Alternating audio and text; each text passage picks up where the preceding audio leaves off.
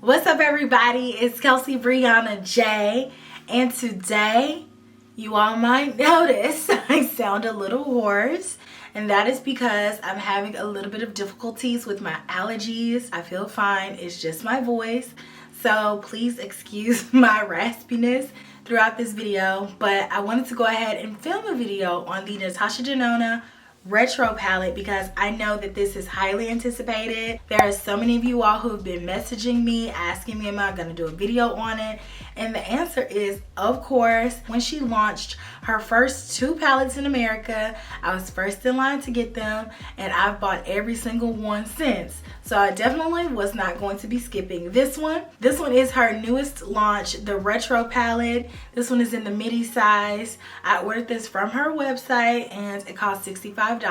So this palette is a spin-off of her mini Retro Palette, which was super popular. If you guys didn't get a chance to check out this video that I did using this palette, I will link it here. Or if you did get a chance to check it out but it's just been a while, watch it again. Now we have the bigger size one, and today I'm gonna do 2 looks using this palette. So this is one of them. You will see this look second, so I do another look first. And make sure you stay tuned until the end of the video because that's when I'm gonna be doing my final thoughts, doing some comparisons, and then at the very end of the video, that's where you'll see swatches. So I hope that you all enjoy. Let me know if you all picked up this palette down in the comments section, and I'll talk to you soon. So here is look number 1 that I'm doing for you all. Very romantic type look. Let's dive into it. First, I'm going to take a blending brush and the shade Andy. And I'm going to take this shade back and forth in my crease. Okay. Pretty nice payoff. And this is going to be my transition shade. Next, I'm going to take that same brush and go in with the shade Groove. And I'm going to take that right on the outer corner and then blend it up. Oh wow, that's pretty pigmented. I want to concentrate this shade on the outer corner mainly and then blend it up towards the crease, like so. Next, I'm going to take a flat shader in the shade Mod. And I'm going to pop that next to that color that I just applied on the outer corner. Gently tap it next to it and build this color up as best as I possibly can.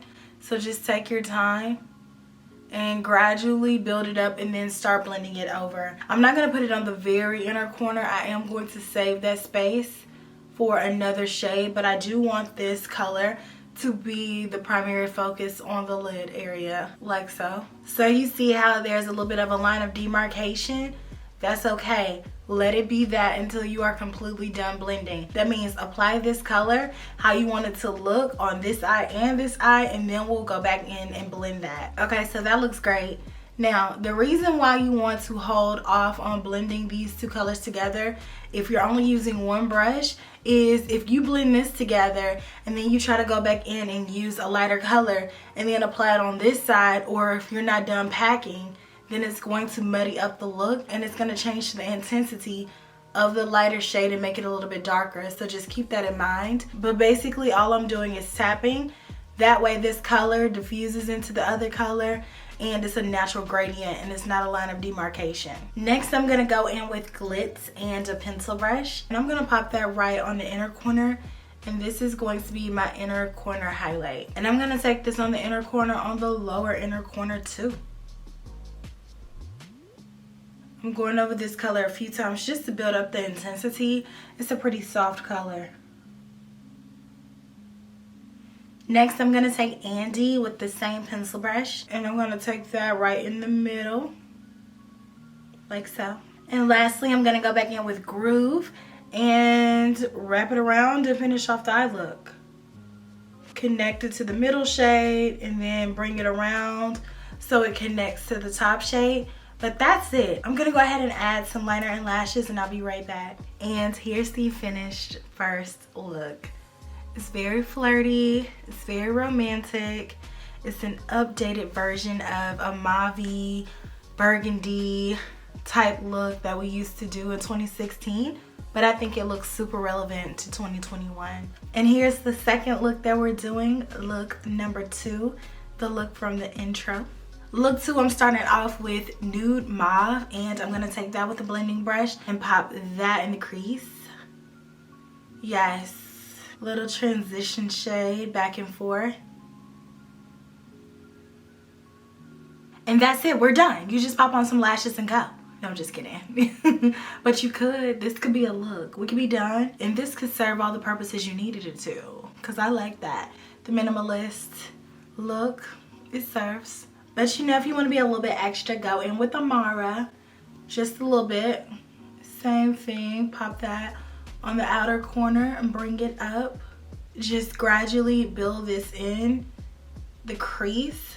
But we're going to concentrate that color on the outer corner and then fold it in. So that color went on a lot more orangey, like a rustic type shade than I thought it was going to. I don't know what I was expecting it to be, because now that I look at it in the pan, it looks like how it looks in the pan. So I don't know what I was thinking, but that's not what I want. So I'm going to pick up Rebellion, and I'm just going to lightly go over that on the outer corner. I'm not going to take that in the crease. I'm just going to tap it right where I have that color, right on the outer corner on the lid. Next, I want to go in with Psychedelic. And I'm going to take a flat shader brush and pick this up and then take it on the inner corner. And I want to blend this over on the lid. Like so. And on the lid, I'm going to take Helio. Pop that in the center and then blend that over. Make sure to blend it next to the inner corner color.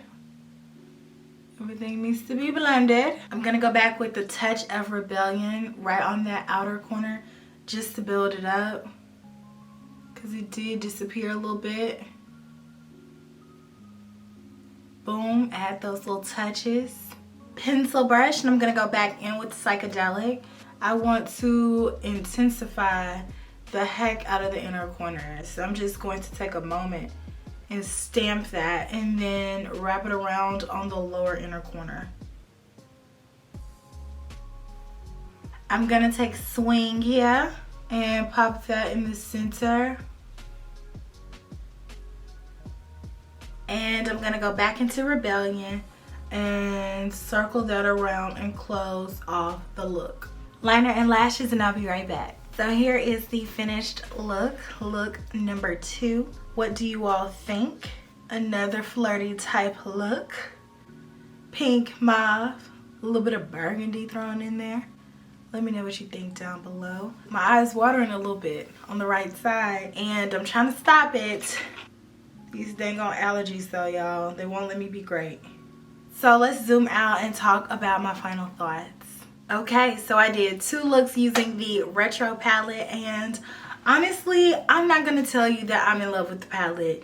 And that mainly boils down to the fact that I don't love mauve and pink, and this particular color story for me is a bit overdone at this point. And so when I initially saw it, I already knew how I felt about it before I even got it. But I got this palette just for review purposes and to give you all looks, because I already know that you all would want it from me. So that's just the name of the game. I think this palette is pretty well done.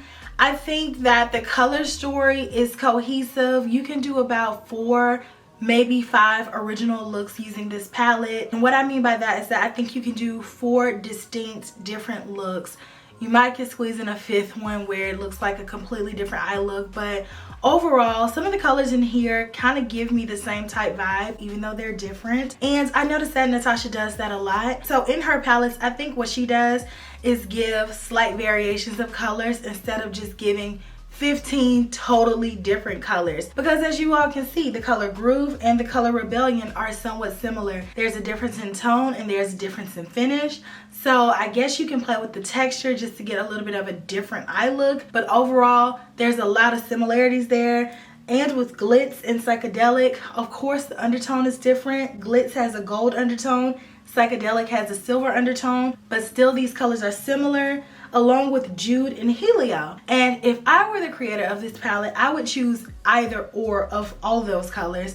But what Natasha likes to do is give you both of those variations. So you can do somewhat similar eye looks, but then you can switch it up just a little bit. But to the average person, those colors are gonna look pretty much the same on the eye. They're not gonna be able to say, hey, that color is a slightly different tone. It's a little bit more taupe, and the one that you wore yesterday was a little bit more brown. nobody's gonna know. My personal preference is that mauve just does not look good on me. These type tones tend to look like bruises in my opinion. It does me no favors with my golden neutral undertone. It just doesn't give me that vibrance that I want, nor does it give me that neutral type laid back eye look that I like as well. So it's just kind of floating in the middle for me. I don't hate it, but it's not a palette that I'm going to be like, oh my gosh, let me reach for and get this palette. But that's my opinion. I think a lot of people would like this because I do know that a lot of people like pink and a lot of people like mauve. That's why companies keep making pink and mauve. But personal preferences aside, I think the formulation of most of these eyeshadows is pretty good. Some of the darker ones got a little patchy if you over blended it. So try to blend as well as you can the first time without overdoing it, because you can get a little bit of patchiness there, especially with Rebellion. That type finish has a tendency to fade away. So you do have to pack it on and then lightly blend the edge instead of just trying to buff it on and blend it out. It doesn't really have that substance there to be able to do that. But other than that, I didn't have a problem with this palette. I was able to execute my eye look in like 10 minutes. You guys saw me. If you all don't have that level of experience to do that, I still think you'll be able to create a beautiful eye look because these colors work well together and there's not a lot of thinking involved. But I know that you all are going to have a lot of questions about comparisons. I did pull out a few that I felt like were similar. I had to stop myself because it's like, okay, I didn't realize how many pinky mauve palettes that I had until I started doing this. The main palette that I think about when I think about a pinky mauve color story is Pat McGrath's Divine Rose eyeshadow palette. And honestly, I think this one still reigns supreme in terms of a pinky mauve mid-tone eyeshadow palette. So I would say these two palettes are in the same family, but the color story is not that similar enough to justify calling these dupes or even calling these sister palettes. This palette differs vastly from the Retro palette, so you're safe to have both if you are a mauve lover and you're trying not to have too much redundancy in your collection. I have the Pillow Talk palette, which is my all-time favorite pinkish type palette, and again, I don't feel like these are similar at all. What the Pillow Talk palette offers that the Retro palette doesn't is a touch of warmth, and that element alone looks a lot better on my complexion than just solely having mauve-y, neutrally type tones in a palette. So I just wanted to pull it out so you all can see the similarities, but to me, it's not that similar. Huda Beauty New Nude. I think these palettes are very similar, but I think the Natasha Denona Retro palette is a little bit deeper than the New Nude palette, which is a lot more light and airy. I pulled out the Lila palette just because I know I'm going to get questions about it, and I don't think these two palettes are similar all that much. I can see where maybe a shade or two could pass as something that could be a little bit close, but honestly, I think the Lila palette is killing the Retro palette, and that's because I have more vibrancy there. If you're looking for something that's a little bit more neutral, go with the Retro palette, but if you're looking for something that's gonna pop a little bit more, the Lila palette is popping. We have the Natasha Denona Love palette. These palettes aren't similar either. There are some similar characteristics, but for the most part, the Love palette is just a lot more vibrant. And again, if I had to pick one or the other, I would pick the Love palette just because it looks better on me than the Retro palette does. The Retro palette is just very muted, a little bit more neutral, and the Love palette has neutral aspects, but it's just a lot more vibrant overall. I pulled out a throwback. The Anastasia Beverly Hills Modern Renaissance palette. The OG pinkish, mauvish, cranberry type palette, and I think these two palettes are very similar. But the Anastasia palette again has a little bit more warmth there because we have true mid-tone browns. And the Retro palette just doesn't have that. Those colors leaned a lot more pink than the colors that I would use in my crease in the Modern Renaissance palette. Honestly, I think the Retro palette grabbed a little bit of inspiration from Modern Renaissance for sure, just because I think these are very similar, but they're not dupes for one another. But I do think that I could create two looks on my eyes that bared a very close resemblance to one another if I used the Modern Renaissance palette and the Retro palette. There are colors in each of these palettes that are not replicated across the board. So there's colors in the Modern Renaissance palette that you're just not gonna find in the Retro palette. But in my opinion, there are variations of over half the shades found in the Modern Renaissance palette over here in the Retro palette. Those are all the palettes that I have to compare in terms of color story, but I also wanted to pull out the originator, the Mini Retro palette, the palette that was supposed to be the inspiration for the larger palette, just to show you all what they look like side by side. I don't see how we pulled